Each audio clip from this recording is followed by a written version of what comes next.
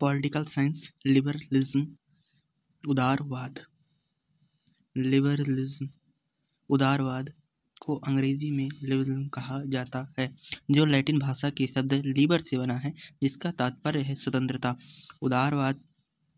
उदारवाद के विचारक, जो सरकार की नीति और पद्धति के रूप में, समाज के एक सिद्धांत के रूप में और व्यक्ति और समुदाय के जीवन शैली के रूप में स्वतंत्रता के प्रतिबद्ध हैं, अर्थात उदारवाद स्वतंत्रता जीवन की आवाज़ है। उदारवाद के समस्त विचार का मूल तत्व स्वतंत्रता है।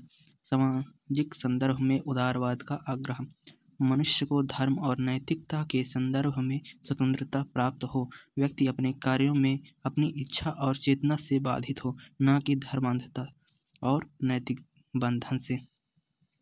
आर्थिक संदर्भ में उदारवाद का आग्रह है। उदारवाद मुक्त व्यापार और उत्पादन की स्वतंत्रता का पक्षधर है। यह मुक्त प्रतियोगिता का समर्थक है, जिसका अभिप्राय है कि वस्तुओं के उत्पादन, क्रय विक्रय, आयात और निर्यात पर कोई प्रतिबंध नहीं होना चाहिए। आर्थिक संदर्भ में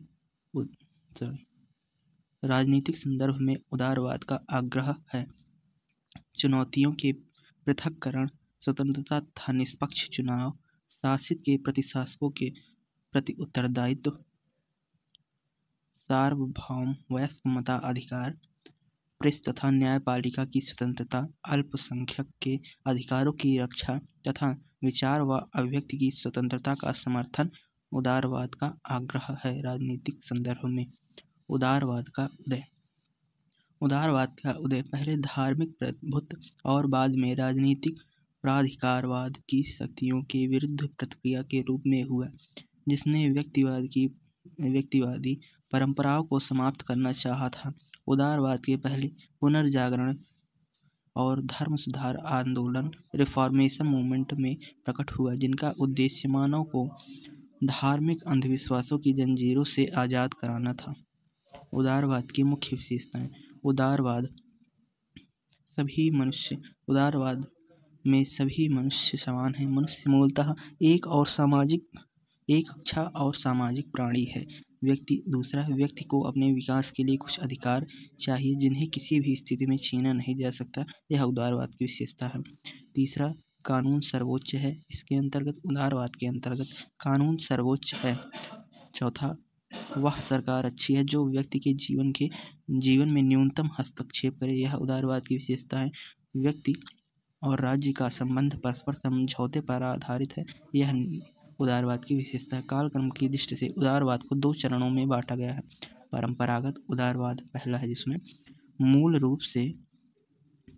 मूल रूप में उदारवाद का जन्म स्वेच्छाचारी शासन और व्यवस्था के विरुद्ध एक स्वतंत्रता आंदोलन के रूप में हुआ है। इसे नकारात्मक उदारवाद, हस्तक्षेप उदारवाद, मुक्त बाजार उदारवाद भी कहा जाता है। इसे नकारात्मक उदारवाद इसलिए कहा जाता है क्योंकि यह राज्य को क्या नहीं करना चाहिए इस पर प्रकाश डालता है। प्रोफेसर हॉबहाउस ने अपने उदारवाद शीर्षक ग्रंथ में परंपरागत उदारवाद के 9 मूल सिद्धांत बतलाए हैं, जो इस प्रकार हैं।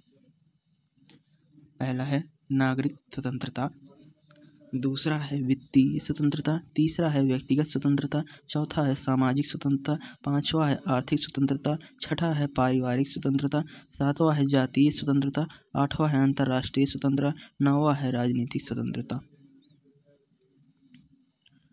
इसका दूसरा है आधुनिक या सकारात्मक उदारवाद। सकारात्मक उदारवाद ने सार्वजनिक हित के पक्ष में व्यक्ति की स्वतंत्रता में राज्य के हस्तक्षेप का समर्थन किया। ग्रीन ने अज्ञानता, नशाखोरी और भिक्षावृत्ति के उन्मूलन में राज्य के सकारात्मक भूमिका का आग्रह है। इसका विकास 19वीं सदी के उत्तरार्ध में हुआ है।